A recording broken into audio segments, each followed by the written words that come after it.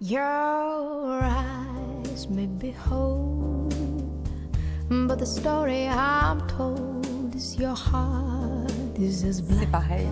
As night. Your lips may Ah, elle be affiche un certain sweet sourire, Olivia, ce matin, parce qu'elle va nous parler de deux génies de la littérature. Oui. Hein, deux bien choisis, notamment avec le fondateur des éditions POL, Paul. Oui. Hein, je dis POL pour pas qu'on confonde qui c'est ce Paul. Paul Oczachowski, Laurence. Laurence ou Laurence, vous dites-vous? Ah, je crois que je dis Laurence. C'est très bien. On n'a qu'à l'appeler Paul. Ouais.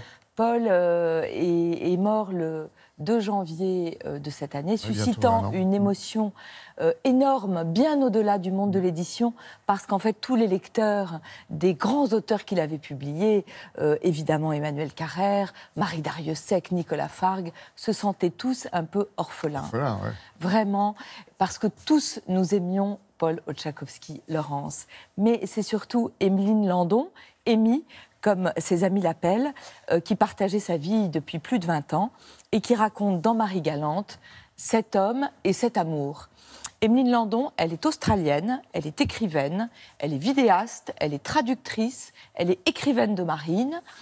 Et qu'est-ce qu'elle ne fait pas? Elle est peintre, elle fait des peintures que j'adore, et sans doute parce qu'elle est peintre et qu'elle sait peindre ce que les autres ne voient pas dans ce petit livre merveilleux.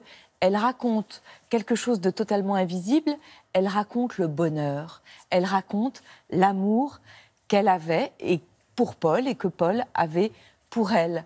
Et il y a tout ça dans le titre, en fait. Marie-Galante, c'est déjà une image. Alors, Marie-Galante, c'est merveilleux. Un jour, Paul entend, au cours d'une réunion de travail, quelqu'un qui parle d'une île merveilleuse où il a été.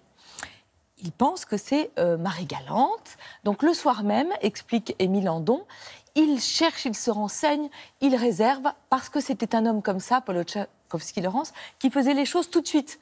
De la même manière que, par exemple, quand il lisait un manuscrit et qu'il aimait le texte, il appelait l'auteur à 3h du matin.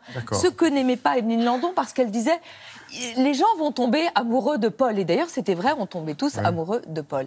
Donc tout de suite, ils réservent. Et Noël 2016, ils partent tous les deux à Marie-Galante. C'est un séjour de rêve. C'est tout ce qu'ils aiment. Ils y restent 15 jours. Et quand ils reviennent, Paul Oczachowski-Laurence envoie une petite lettre à cet ami rencontré à la réunion de travail en lui disant qu'ils ont adoré. Et évidemment, c'était pas la bonne île. Peu importe. Émile Landon, elle raconte leur vie de tous les jours. C'est une vie centrée évidemment autour de la lecture. Il en avait fait son métier avec son associé et meilleur ami Jean-Paul. C'est lui, vous savez, qui ouvrait tout seul les enveloppes qu'il recevait. Ils lisaient, ils mangeaient des huîtres, ils écrivaient, ils allaient voir des expositions, ils faisaient des films. Il y a une expression que j'adore. Paul disait « La retraite, jamais. Plutôt me faire venir en chaise roulante pour de fausses réunions comme Bourguiba. » Parce que Paul, en plus, était très drôle.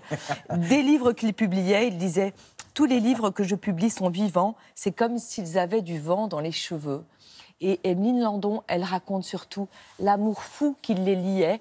Le matin, quand Paul partait travailler, Émeline, sur le balcon, lui envoyait un baiser. Et après, pendant la journée, ils s'appelaient 1 fois, 10 fois, 20 fois. Ils s'écrivaient quand ils n'étaient pas ensemble. C'est vraiment un amour absolument formidable qu'elle nous raconte. Et ce bonheur. Je trouve que on lit ce livre avec reconnaissance parce qu'on remercie Émeline Landon de nous faire partager ce bonheur-là.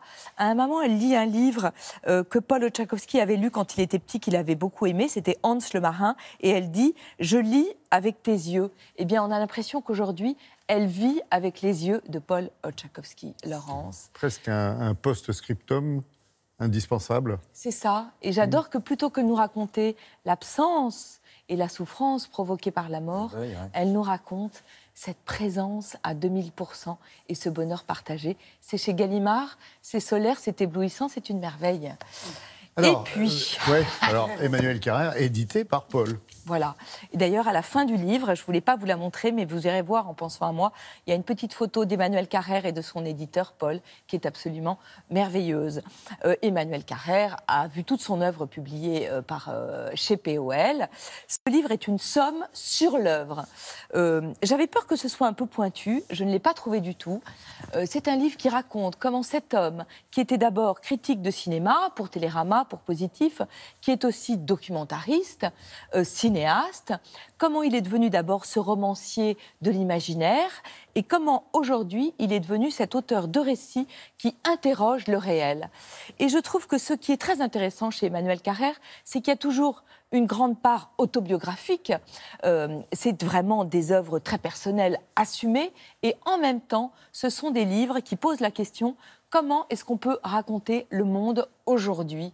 Et ça, je trouve que c'est passionnant parce que la littérature est en train de se transformer. Comment est-ce qu'on peut faire de la littérature moderne aujourd'hui? Le livre s'ouvre par un immense entretien avec Emmanuel Carrère. Honnêtement, ça fait très longtemps que je n'ai pas lu quelque chose d'aussi intelligent sur la littérature aujourd'hui. Et il y a dedans un texte d'Émeline Landon sur Emmanuel Carrère, La boucle est bouclée, sur un texte que je ne connaissais pas qui s'appelle Bravoure. Il y a des scénarios inédits, il y a un truc fascinant. Il y a le début de l'Adversaire, qui est vraiment un des grands livres d'Emmanuel Carrère, une sorte de version alternative qu'il n'a pas retenue finalement. Il y a un texte de Nicole Garcia, passionnant, c'est chez POL. Et le tout orchestré par Dominique Rabaté, c'est ça, et oui, Laurent Demanze. Très bien. Vous faites bien de le dire. Heureusement que vous êtes là. Ben non, mais de temps en temps, il y en a qui suivent. Et c'est mon cas. Merci Olivia, vous, même si on tombe souvent sous le charme des mots que vous savez si bien mettre les uns derrière les autres et nous conduire comme ça à travers Télématin jusqu'à 9h30 parfois. Ouais, 9h.